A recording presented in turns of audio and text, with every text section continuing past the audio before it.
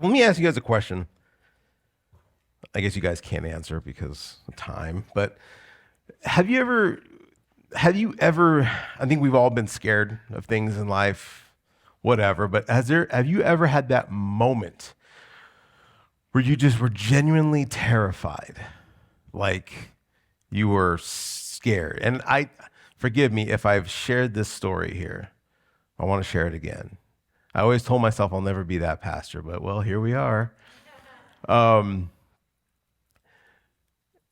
back when before me and my wife had kids, one of my favorite times in life was being being the youth pastor here at this church. But what we would do is that we would, before we had kids, we were just really close with our youth leaders. And we would hang out with them and we would invite them over and we would play games. And it was just a great time to have. And we're living in a house. So it was like, they would come over and it's like we'd have snacks and stuff and place to play and just kind of, let the leaders be leaders. And we're relaxing. We're just doing life together. We're having fun. We're playing. Kids ruin that. But before we had kids, that was like our jam. That's what we did. And that was like one of my favorite things to do. There was one night we did a youth event and it was laser tag and we went off the event ended. Kids were getting picked up, but all of us, leaders were like, hey, we still want to hang out. We still want to go do something. So we said, well, let's go back to our house and play Catan. We're going to have a big, because at that time, Catan, Settlers of Catan, you guys familiar? It's a board game, okay? But those who are in it, like, really take it seriously. So there's a lot of trash talking involved, right? And so when we get together to play that, it's like war. But anyways, so we get together, we're starting playing. I say, who's coming? One leader says, oh, I can't make it. Some other people say, I can't make it. I was like, all right, well, the rest of us will go. So I said, all right, we'll meet at our house. Me and Jenny, I think we run to the store to get some snacks real quick, so we're late. So by the time we get to our house, they're already there. We get in the house, we open the door, we bust that board game out, we start playing, we're just having a good time. Now, Jenny, as the hostess, she didn't play a lot. So she's kind of going around making sure things are, doing things are good and whatnot. And some other leaders weren't playing. They're just kind of hanging out on the computer and we're just enjoying our evening. Well, at some point, we kind of hear a door kind of slam in the back of our house. And here's the thing. The windows are open. That's what happens. Doors do that, right? And it's like they're all like freaked out. What was that? I'm like, it was just the wind, guys. That's what happens. They're like, oh, okay. Keep going. Now Jenny's gone for a while. I'm like, but I don't care. I'm into the game. And then Jenny comes back. And I don't even notice it at first because, again, there's high stakes involved. One of the leaders, one of the kids says, Jenny, what's wrong? And I look, finally I look up and like the color from my wife's face was completely gone. She could not talk. She had tears in her eyes. And I'm like, what's wrong? Now, in the movies, you see when that happens, and you see when people start like, get a hold of yourself. Not that I was going to do that, but it was one of those things where she could not get out the words she was trying to say. And I'm like, you need to tell me what is wrong right now. Like, what is wrong? Finally, she said, I think there is someone in the house. And I'm like, no. She goes, I think there's someone. And I'm like, no, it's the wind. It does this. You know this. So I get up and I start walking towards my hallway. And then my brother-in-law is also there. He's one of our leaders. And he comes back to me. He goes, Michael, I just checked the front door. It was unlocked. I'm like, okay. And then it was one of those things where these things happen so quickly that you don't have time to think. At that point, I hear not the door slam, but I hear the door open. So now I'm like, there's someone in this house. Everyone is in our den. It's in our area. We're all playing. There's now someone in the house. So what do? Grab a bunch of knives. People thought I was crazy hiding knives around the house but when it comes down to it, it worked out. So I grabbed the knives. Now I'm freaked out because now I know there's someone in the house. So I'm standing at the edge of my hallway and I'm looking down there and I'm seeing that door closed. Brother-in-law's behind me and I tell him, I said, okay, when I run, you need to get everyone else out of the house. He's like, all right. I said, okay. And I say, hey, whoever's down there, I got a bunch of knives and I'm coming down there and I'm stabbing you. I'm just joking. I didn't say it like that. It was more like, hey, whoever's down there, I've got knives and I'm coming to stab you. It was more that way. But I just thought, like, if I can get down there fast, I can take care of this. And right before I was going to go, someone says, how big is the knives? And it turns out it was Luke LeJudice, who is back there hiding his head. And then you get that feeling of like, oh my God, like everything is back to normal. Because everything in me was ready to go down there because I was scared, I was terrified, and I didn't know what else to do other than just jump into the room. I don't know. But it was Luke, and it's a funny story now. Of course, he didn't know Jenny's reaction. He didn't know. And I guess what happened was, because he was one of the leaders, says, yeah, I can't make it.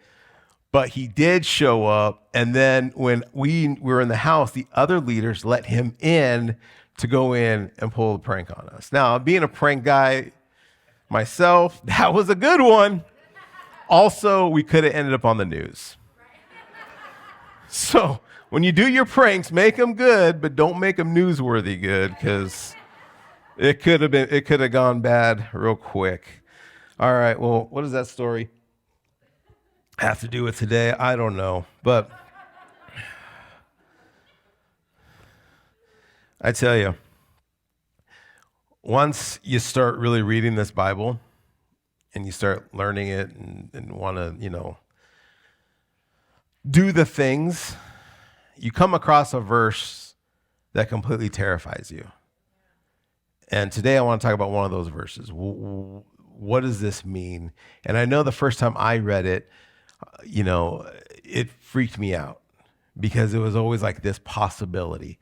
What does this mean? And I will tell you this, because of the way someone told me, it freaked me out in a negative way. So hopefully I don't do the same. But let's read it. All right. So you have your Bibles. We're going to go up to Matthew chapter 7. This is after, we talked about prayer last week and how, there's an urgency to it, that when he says, the Father's going to give you good things, but you got to seek, you got to knock, you got to open the door. So there's an urgency to those prayers. There's an active part that we need to take into those prayers. It goes on, Jesus talking about false prophets. And then when he's getting to the end of the Sermon on the Mount, he comes to this and he wants to talk about what true and false disciples are. And he says this: not everyone who says to me, Lord, Lord, will enter the kingdom of heaven, but only the one who does the will of the Father who is in heaven. Many will say to me on that day, Lord, Lord, did we not prophesy in your name? And in your name drive out demons, and in your name perform many miracles? Then I will tell them plainly, I never knew you. Away from me, you evil doers. Man, I don't know if that doesn't put chills down your spine. And I'm talking to these are longtime Christians. I'm talking about wow, we've been doing these things. We have seen these things. And yet, he says, depart from me. So I wanted to break this down, what this looks like. And it kind of breaks down into three different areas. It talks about one, our claims. What do we claim? And it says this, Lord, Lord, did we not? See, the words are important, but they're not enough. See, this is a warning for all of us because we can all speak the things beautifully and do them correctly and do them right, but it doesn't mean it's the same. These words are very superficially feeling and is filled with religious duty. It had no heart, it had no soul behind what they were saying. That's the point Jesus is trying to say. That was their claim, and that was what Jesus is saying, like there's nothing behind it. That's why you go back to the Shema, when it says, love the Lord with all your heart, with all your soul, and with all your might. Okay? Don't do things superficially. Do them. In other words, is your spiritual life, these people that are saying, Lord, Lord, their spiritual life has nothing to do with their daily life. That's the point Jesus is trying to get to. Okay? However, they have a response. Because when you're kind of accused of something, a lot of times you like to fire back, right? Well, they say, well, did we not do these things? Did we not prophesy? Did we not drive out demons? Their response is with a lot of impressive spiritual accomplishments, right? Here's the crazy thing. Jesus doesn't rebuke that. He doesn't say, no, you really didn't prophesy. You just said words. He didn't say, no, that wasn't a real demon. That was made up. He didn't rebuke that. They did the stuff. They still prophesied. They still drove out demons. He wasn't saying that it wasn't, those signs and wonders weren't right. They did them. But again, I think this goes back to the whole idea that when Jesus says, it's a wicked and perverse generation that asks for a sign. And at his point, it's not all about the sign. It's not all about the craziness. It's not all about those things. Now, yes, I feel for a lot of us, including, for me, some of those signs are what got you into church. But those signs and wonders don't keep you. Does that make sense? If they got you into church, that's great. But don't expect them to feed you and to honestly keep going. Because we're going to get into reason why later. And they did all this in Jesus' name. It wasn't a false god. It wasn't something else. It wasn't some Greek god. They legit did this right. We did this in your name. But they did it all without the relationship with Jesus. What's interesting is that we get Jesus who's telling us this saying, and what is he actually saying? He's actually saying, like, I have the keys to the kingdom. Me, this backwater teacher, not a rabbi, not a teacher of the law, not a scribe, me. I have that authority. He hasn't done that yet, but he says it there. That it's me that's going to judge you. And you can imagine like some of those like Pharisees with all the nice robes and money. Like, this guy's going to be my judge? Yeah, right. But he says it. And here's his response. Jesus' response was, I will tell them plainly, I never knew you. Away from me, you evildoers. Okay, so this is where I want you to really stick with me here. Salvation, what he's trying to say, if we look at the text, it's not just about a verbal confession. Okay? Yes, is that important? Absolutely. But there's more to it. And it's also not just about spiritual works either. Okay?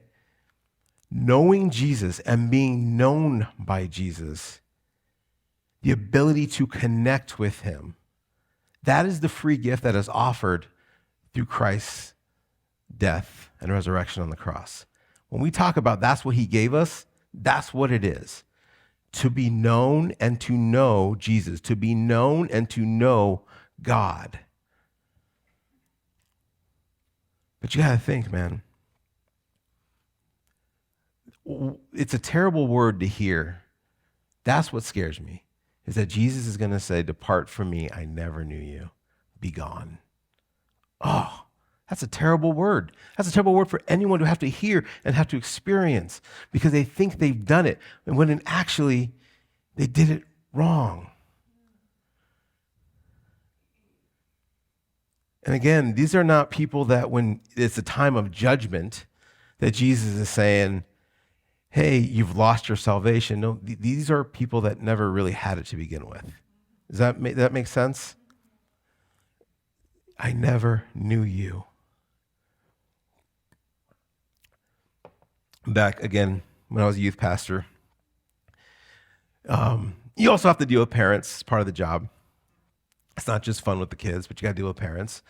And yeah, I mean, you would have this amazing time at camp, and then you think like, oh, wow, this was amazing, and you're sharing with everybody, but then you get home, and then you get calls and texts from parents, be like, oh, did this really just happen? This was the worst. And you're just like, ah.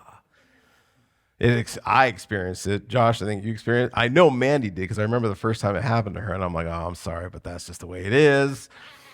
But we had this one parent that me and Jenny would always interact with. And she would come up, and she would have the biggest smile on her face, and she would just say the most flattering things. She would look you in the eye, and she'd be like, oh, you're so wonderful. You two, you guys are so sweet. You guys are such a nice couple. Thank you so much. And then then she'd be like, but you're also horrible. And then just give us the business all the way down of what me and Jenny were doing wrong. I mean, it happened a lot. And it got to the point where we see her coming, or one of us be like, oh, I talked to so-and-so today. And then like, okay, so let's just get over the flattery, all right? And she would talk, and and I'd be like, there it is. Okay, well, let's work on that. But it was constantly a thing of I would always feel that I was doing something wrong, that I still didn't get it right, never got it right.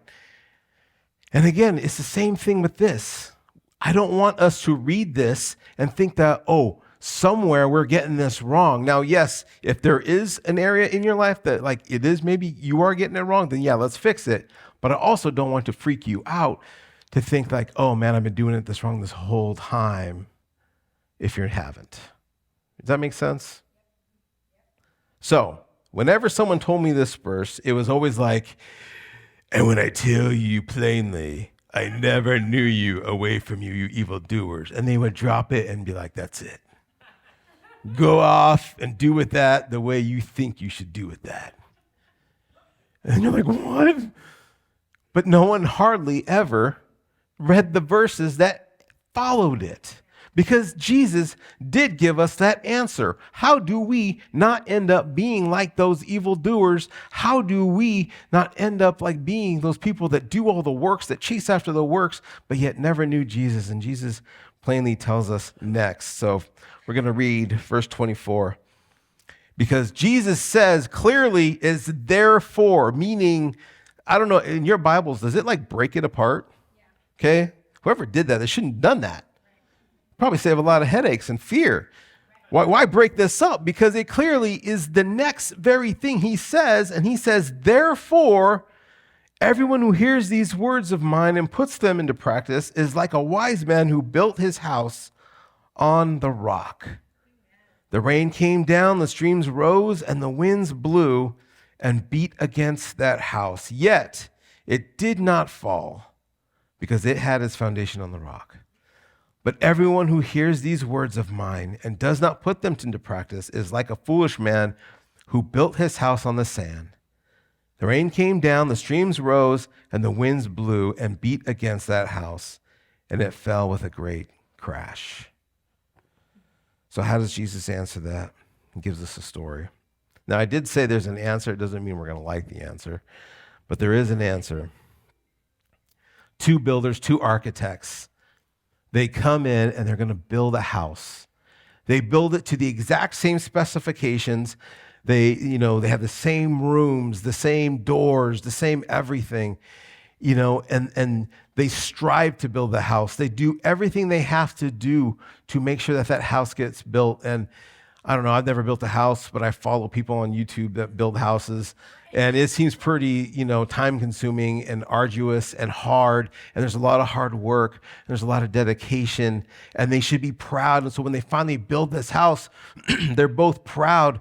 And again, they are the same house, only they don't know that there is one key difference between them. The problem is they don't know until a storm comes.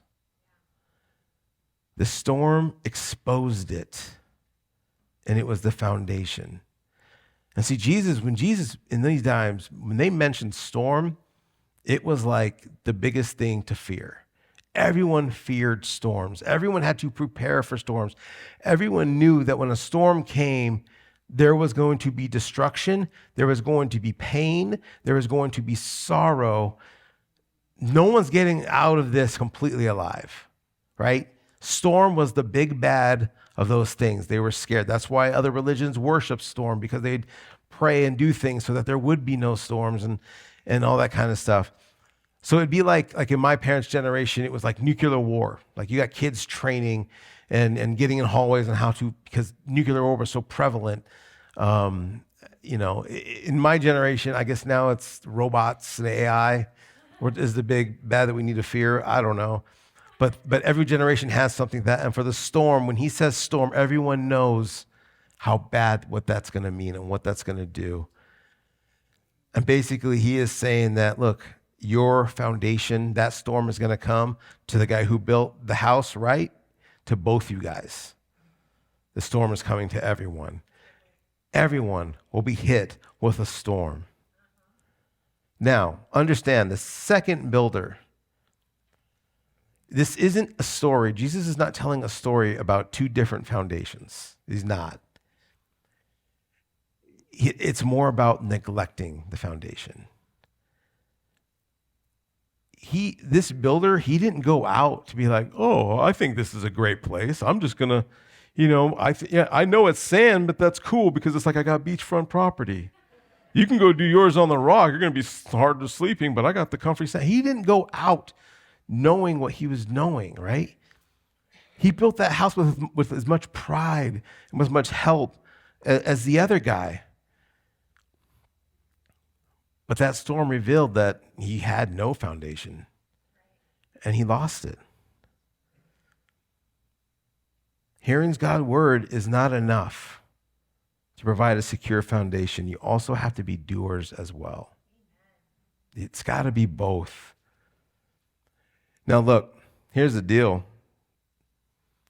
If that whole thing with Luke, if that did go bad, if I did just bust in that room like Wolverine, okay, and do some stuff, would it have been his fault? Yeah. Would it have been my fault? Sure. But you know whose fault it really was? It was all the leaders in the house that when they saw me grab the knives, didn't stop and say, hey, Michael, stop. Right? No one did nothing. They did nothing. They would have let that play out exactly how that was going to play out. Numbers 32:23 says this, that eventually all our sins will find us. It will find us. And in this case with the builder, his sin, it was the sin of doing nothing. Again, he didn't go out to build a crappy house with a crappy, he didn't want his house to get destroyed. He went out, he put his foundation because he neglected to even look for a foundation, to even care about the foundation. He didn't know where to put his trust. It's kind of sad, now that I've been working and being a part of church for as long as I have, that you see this play out in real life. And I tell you, like there were people that I thought I would be in ministry for the rest of my life with. And I didn't happen. For whatever reason, because of stuff like this. When that storm comes and exposes things, it's easier to quit if you don't have that foundation. And it's heartbreaking. You don't want to see this happen to people.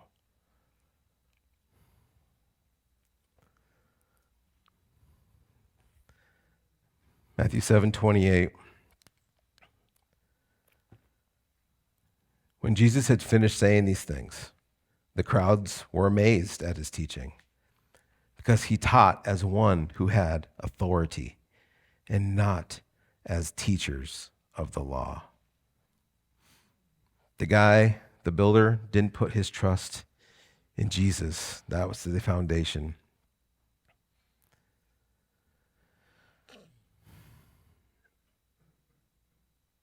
They said, and I think we're going to get to the main point here, they were amazed by his teaching. Why? Because he spoke with authority. Underline that, circle that, because that is ultimately the answer we're trying to get here. Authority. My question to you is, who is your authority in life? I could say all these things like, is your authority yourself? Is it your friends? Is it your family? Is it the news? Is it Facebook?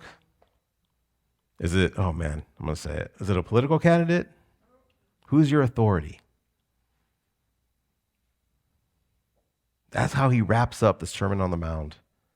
All the people were amazed when he said this. But if it was all that it was, that they were amazed, well, then depart from me, because I never knew you. See, that's something all of us pastors who teach, we don't want to just sit here and, entertain you. We don't want this just to be a place you come on Sunday and you're like, great, that was good to hear, and then you leave. No, we genuinely want life change. Now, not everything we say is for you. Not everything we say is like, oh, I need to do, but everything is for you in the sense of maybe that's something I need to think about. Maybe that's something I need to talk to somebody else about. But there needs to be something every Sunday that you kind of walk away with something. Does that make sense? Like, should you guys be the same people coming into this building, coming out? No. Otherwise, what's the point? Like football season's coming up. I'd rather stay home. We want change. And Jesus is that authority. So what's our takeaway? I was having a conversation with somebody this week. We talked about the idea of like, well, what is a strong Christian? What does that look like? What is that definition? And I think for some of us, we might say like, oh, it's like people who do the works. Wow, God's using them to do all these great things. And that might be the case. Or, oh man, people, how they speak and what they do. Like that's a strong Christian. Oh, that person prays for hours on day. That's a strong Christian. Oh, that person gives all their money. That's a strong Christian. And I wonder, like, what is that definition? What's a strong Christian? Again, growing up Catholic, I never heard that term like, oh, that person's a strong Catholic. But when I came here, I was like, wow, that's like something I got like a thing I need to attain to. But we're talking about this. Well, what does this look like? What's the expectation? What should we do? And I think it's this. 3 things. Well, 1, it's all about your choice. And it's someone who's made the choice.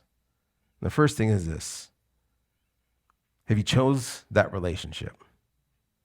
Have you chose to stop being a once in a while person who goes to church to actually say, no, I'm gonna have a relationship with Jesus. I'm gonna try to be known and to know Jesus more. Now I get it. Sometimes you can think, well, what's this relationship? I'm just gonna sit here and I'm talking to the sky. That's what it feels like. Is that a relationship? Feels one-sided. I get it.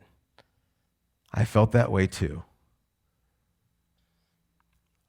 But in that choice, it's truly choosing to believe that there is someone listening to you. And yes, you don't always get that answer right then and there, but that answer does come.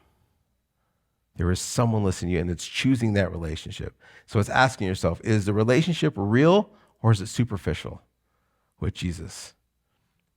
Is your spiritual life the same at home or at church?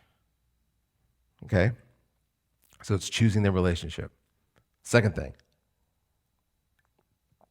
choosing the foundation for your life. Ask yourself, are you the person who hear and do, or are you just a person that hears? Okay? And the third thing is choose your authority. Is your authority into whatever makes you feel comfortable, or is it the genuine word of God? Now, all three of those things, have I mastered in my life? No. But I try to push myself to do that. And I think that's all we can do is to push into that direction. Sometimes, there are times in my life I can look you dead in the eyes and be like, yep, 100%, Jesus, God is the authority in my life. And there are other times I'm like, well, no, I think that was me in that moment. It happens. But we need to keep pushing forward. We need to keep moving forward into those things. So if I think, what's that strong Christian? The person that chooses the relationship that's not superficial.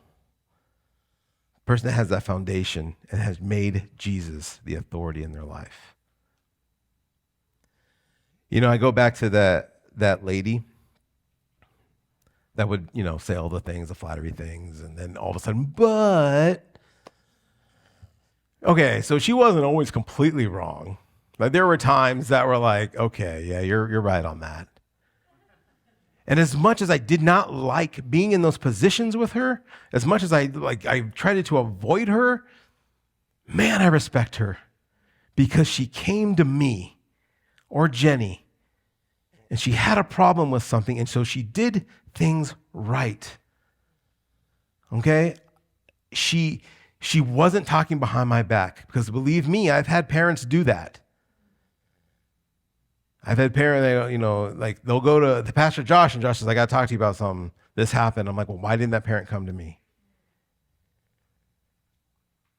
Okay, but she came to me, and she gave me that opportunity to fix it. She wasn't, smiling and laughing, but at the same time doing all the stuff behind my back. No, she was that strong Christian that did things right because she knew what was right. Oh yeah, sometimes maybe she was off, but again, she gave me that chance to explain myself.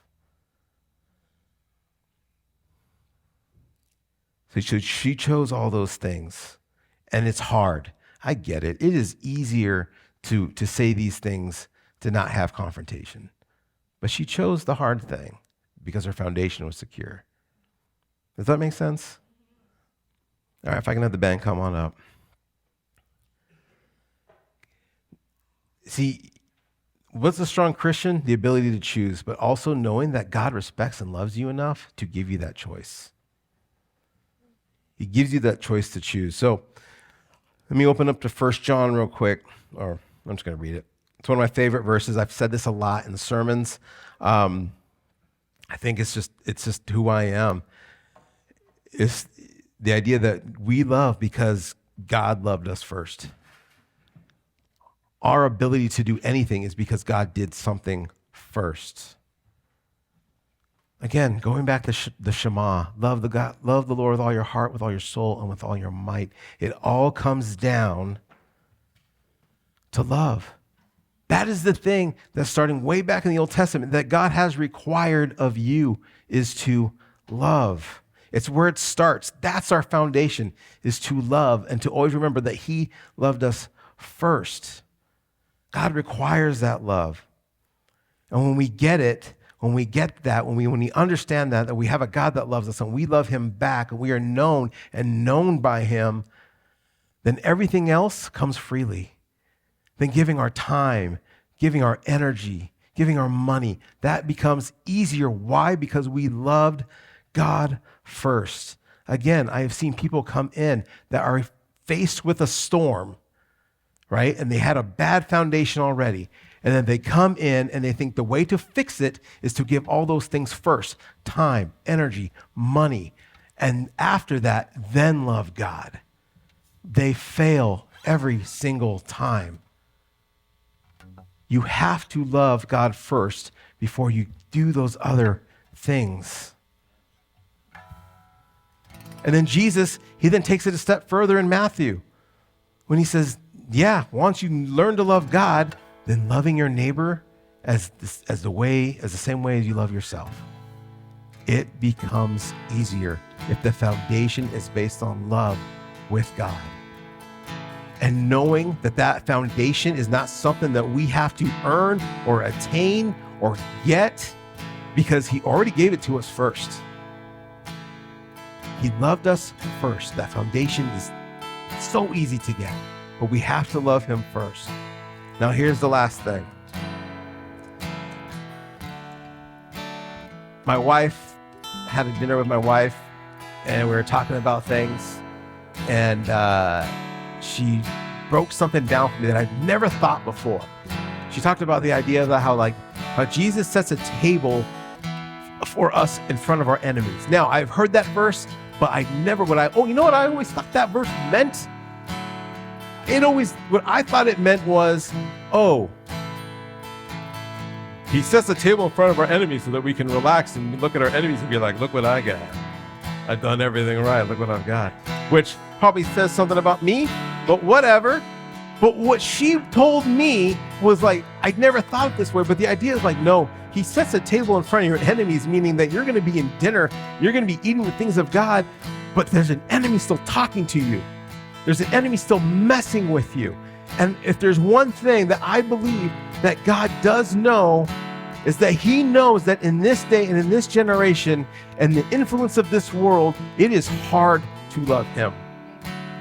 He knows that there are probably some of you that you have been hurt by Christians, you've been hurt by the church, and he knows, yep, it's going to take that person even more to love me. I get it. I understand that. Okay, there's going to take work involved. And I tell you, if I've had that word for somebody all week, that the church hurt. Okay? And that church hurt right now, I'm telling you right now, it is a stumbling block for you. And that thing is not going to go away on its own. Okay? You need to pray that out. You need to get together and please seek me out. If you're a person dealing with church hurt for some reason, I have felt, and I'm not trying to booster myself up, but I just feel like I'm called for people that have experienced church hurt to talk to. Okay? I get it. I understand that.